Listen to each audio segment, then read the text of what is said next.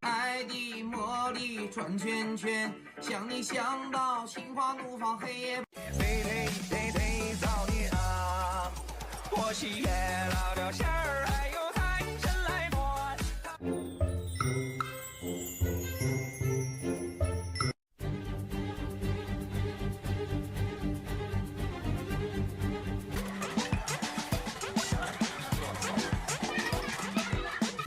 Oh no！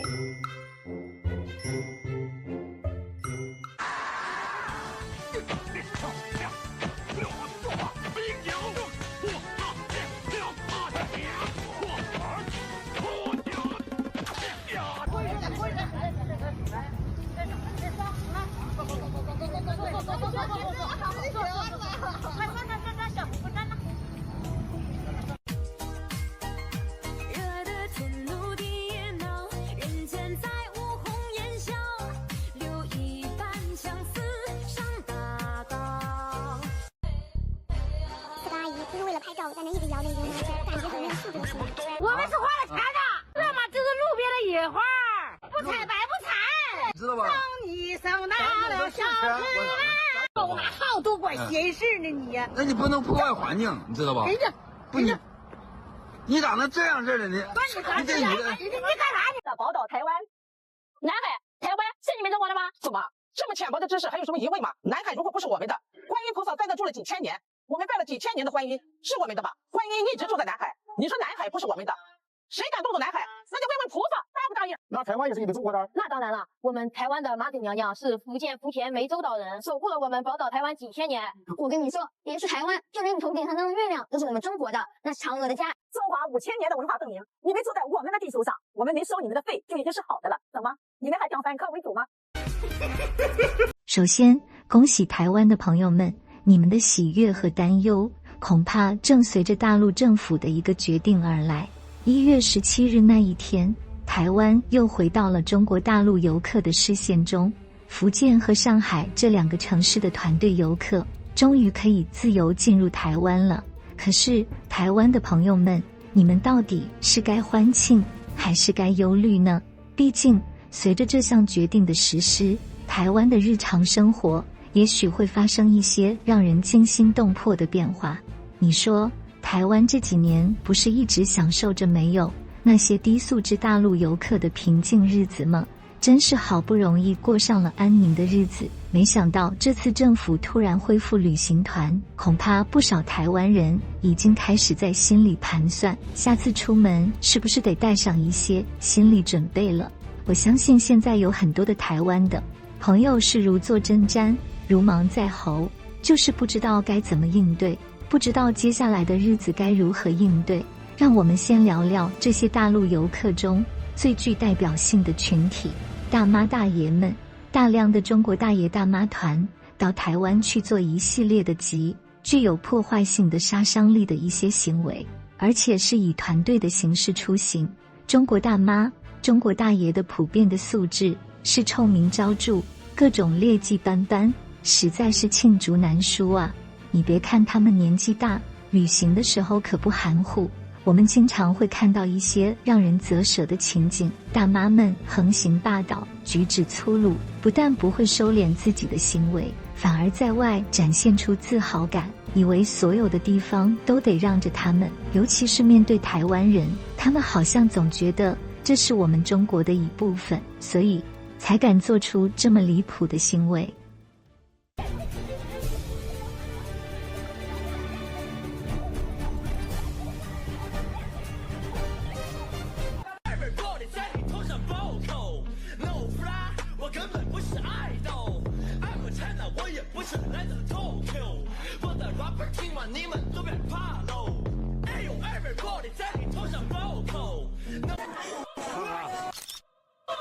早上的早餐成了抢餐。早餐大潮啊！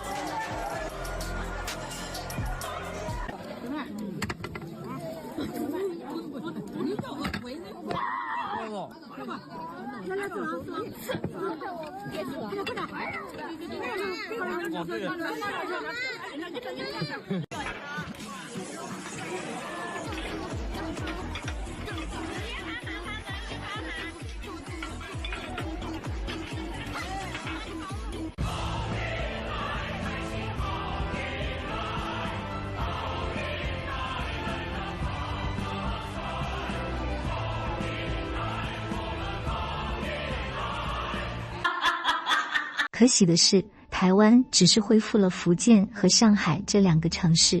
上海是中国的经济中心，似乎大家都会对这里的居民抱有一种误解，会觉得上海是中国人素质的一个天花板，会觉得上海的人文素质各方面都是中国最好的。可是就在上海这个地方，他的人的素质也是参差不齐的。我承认很多年轻的上海人，如果他受过高等的教育的话，或者是他有一些出国留学的经验的话，他的日常他会比较有素质些，他会比较尊重人一些。可是还是有大量的大爷大妈，他们喜欢倚老卖老，行为尤为的恶劣，甚至还自带一种高高在上的优越感。你说真的能不让台湾人心头一凉？说到这里，咱们就不妨来瞧瞧一个经典案例，一起来欣赏一个视频，是关于一个上海大妈在台湾的恶劣行径。这个视频里，上海的一个大妈在地铁里就对台湾民众发起了骂战。你还不到我这个年纪了，那么凶，就是这么凶，就是有力气了还要做。就是凶男的啦。下车你就知道。我就是上海人，就是凶你。上海人，滚回去了，上海人。我上海还有房子呢，你还滚不回去了？你滚回去。我上海还有房子，你那地方谁要去？是，妈的，烂地方了，你还比不过上海人嘞？你活滚远点嘞！2个臭皮都脸上还看嘞！你2个眼睛叫人家让你2个眼睛长在裤裆里嘞，你瞎掉嘞！你才瞎掉！你骂错人嘞！骂错他妈的骂到你老祖宗来了！谁是你老祖宗？我管你个屁事啊！你看错人了！滚回去了！滚回去！我是台湾人，我是台湾护照，气死你！我还有上海护照，去吧！你这个穷逼！放鸡掰，穷鸡掰！他妈的！视频当中，这个上海大妈的杀伤力可以说是爆棚了，与当年的红卫兵是有的一比的，就是满嘴喷粪，噼里啪啦各种的歧视的语言，跑到人家的地盘，他一口一个穷逼，甚至言辞激烈的攻击别人。你想想，光是穷逼这个词能用在什么场合，能用在别人身上，这背后反映的不仅是一个人品的问题，更是一个社会环境的缩影。他的个人素养还停留在中国的丛林社会，你看他凶神恶煞的样子，噼里啪啦一阵输出，满嘴喷粪的样子，真的是太丑陋了。居然还说人家是一个穷逼什么之类的，就是各种的歧视的语言，觉得他是一个上海人很了不起，有优越感。可见这种现象并非个别，且极具普遍性。其实很多大陆大妈大爷的行径一度被认为丢人现眼，而他们的不文明行为显然成了台湾人眼中的旅行噩梦。甚至有网友调侃，台湾会不会像新加坡、马来西亚一样，忍不住拍下这些大妈大爷的恶行，然后公布给他们打脸。大部分的中国老人，他们的脑子里都是有严重的地域歧视的，就是说很多的大城市的北上广深的人士歧视那些小城市的人，2、3线城市的人，北上广深这几个地方也是相互歧视、相互看不起的。这就是中国这个丛林社会里面，大家都默认了一个潜规则，而且他们还会把这种优越感带到其他的国家去。譬如说到新加坡、马来西亚、台湾，只要是有华人的地方，他们都会默认了那个国家是中国不可分割的一部分。特别是台湾和中国大陆还存在主权争议上的问题，因为很多中国人从小受的洗脑教育和扭曲历史的教育，就从小潜移默化地刻在他们的骨子里了。他们就认为台湾是中国的一部分，因此当这些中国大陆的游客、中国大陆的大妈大爷，他们义正言辞地跑到台湾去撒野的时候，他们也觉得是一种民族自豪感，他觉得台湾是中国不可分割的一部分，我们是来收服你的，来收服台湾的。宝岛台湾，南海、台湾是你们中国的吗？怎么这么浅薄的知识还有什么疑问吗？南海如果不是我们的，观音菩萨在那住了几千年，我们拜了几千年的观音，是我们的吧？观音一直住在南海，你说南海不是我们的，谁敢动动南海？那得问问菩萨答不答应。那东海也是你们的？我觉得你是才疏学浅了吧，竟然觉得东海不是我们中国的。东海要不是我们中国的，那么东海龙王在那里住了几千年了，怎么没人敢说不让住？那台湾也是你们中国的？那当然了，我们台湾的妈祖娘娘是福建福田湄洲岛人，守护了我们宝岛台湾几千年。我跟你说，别是台湾，就连你头顶上那个月亮都是我们中国的，那是嫦娥的家。我告诉你，不光月亮是我们中国的，太阳也是。那时候一共有10个太阳，扣一上下来9个的时候，你也没说不让射呀。不光太阳、月亮是我们中国的，整个天空都是我们中国的。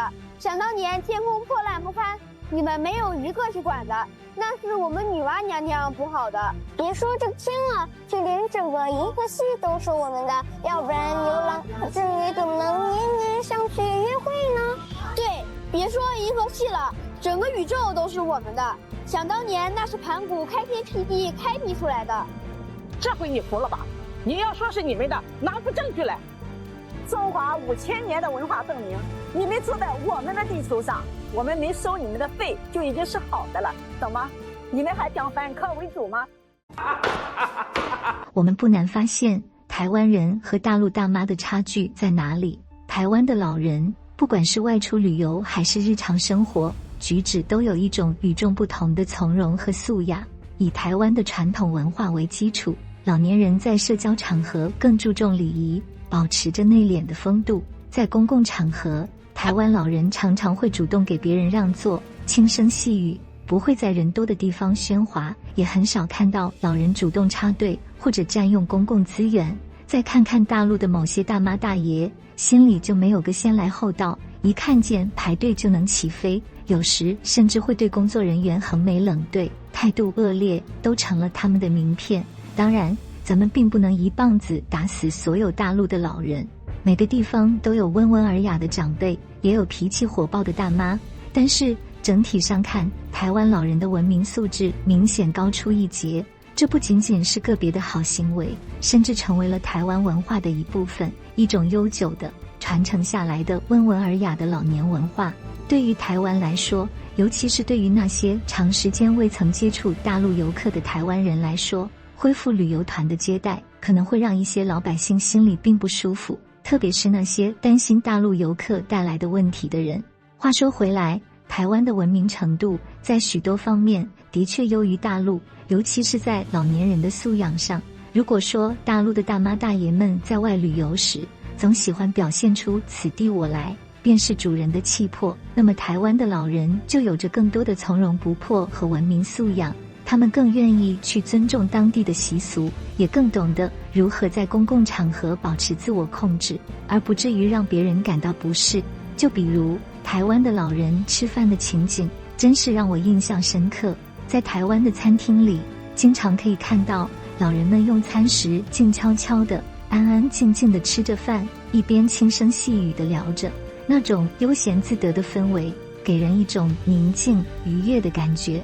而在大陆，有时去一些餐厅，大妈们不仅大声说话，还喜欢抬起脚踩在座位上，吃得像是去打一场战斗，真是把用餐的基本礼仪都忘得一干二净。台湾这个地方确实给我一种非常温暖的感觉。